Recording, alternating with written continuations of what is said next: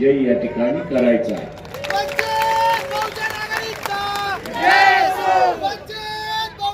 Doctor Babasaheb Ambedkar यांनी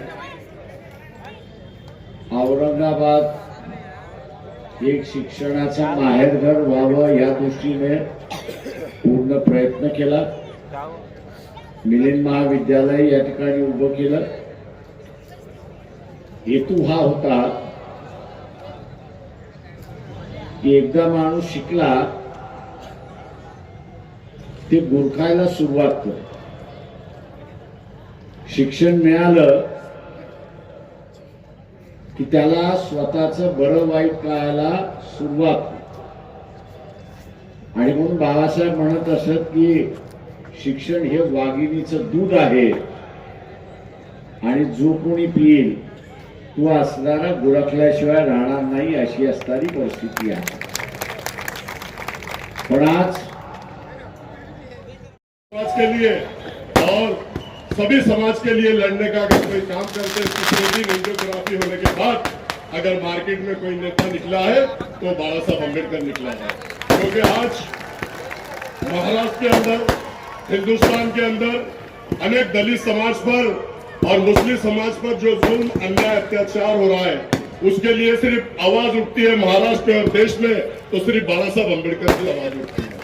बाबा साहब अम्बेडकर सभी समाज को न्याय देने का काम करते हैं और सभी समाज को साथ में लेकर चलते हैं।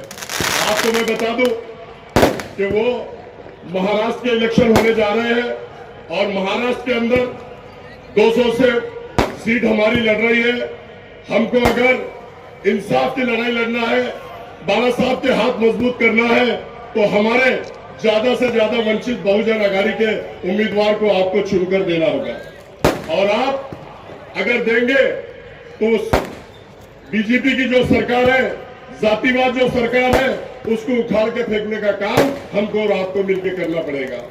और आज आपने देखा होगा कि औरंगजेब रहमतुल्लाह अलैह के बारे में हमारा गिरावा खासदार शक्ति कपूर बोलता है कि औरंगजेब रहमतुल्लाह अलैह आले गेले मेले और संपले। अरे शक्ति कपूर, मैं तेरे को बता दूं कि तू भी जितने स्पीड से आया था, आमदार बना, बाबा साहब अम्बेडकर की वजह से खासदार बना और बाबा साहब अम्बेडकर की वजह से खासदार बना, अगर उतनी स्पीड से तू रिवर्स आएगा और उतनी स्पीड से तेरा खेल यहाँ खत्म होगा। तू भी आला गेला मेला था, संपला है तुझे विषय थे। और तो इन पार्टियों के कैरेक्टर को आप देखिए और दूसरा वंचित बहुजन आघाड़ी के पार्टी के कैरेक्टर को देखिए, उसके सदर को देखिए कि वो क्या जबान इस्तेमाल करते हैं।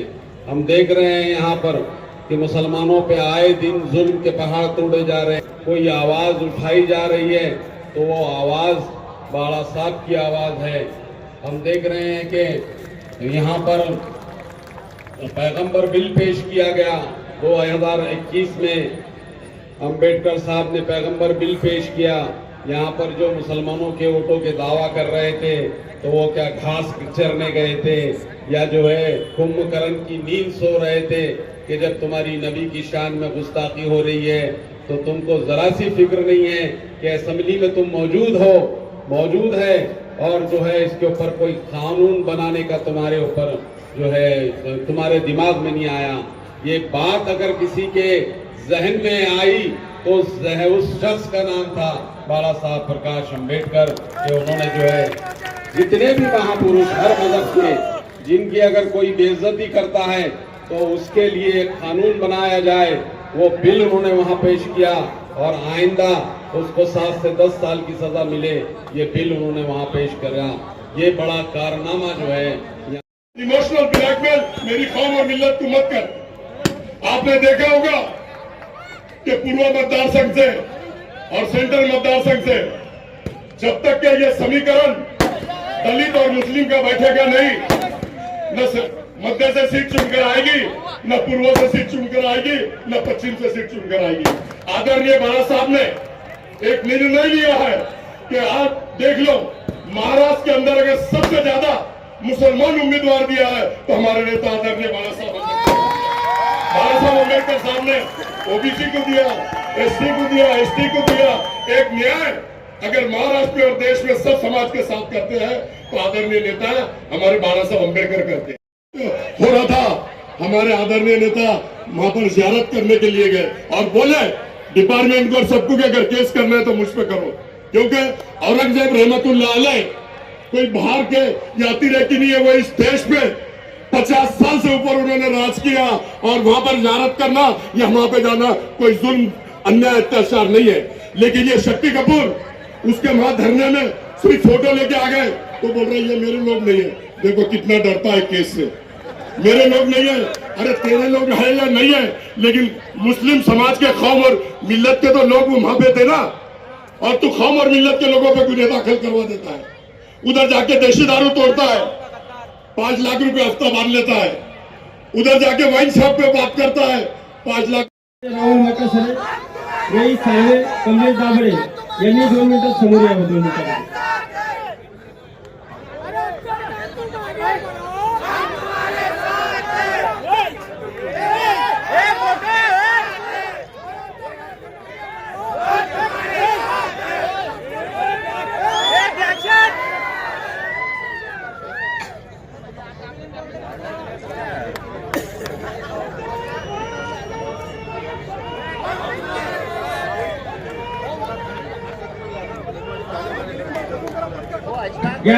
वंचित बहुजन अघाड़ी के तमाम साथी, वक्त बहुत कम है और आदरणीय प्रकाश अंबेडकर साहब को हम सबको सुनना है, इसीलिए ज्यादा वक्त नहीं लेता हूं।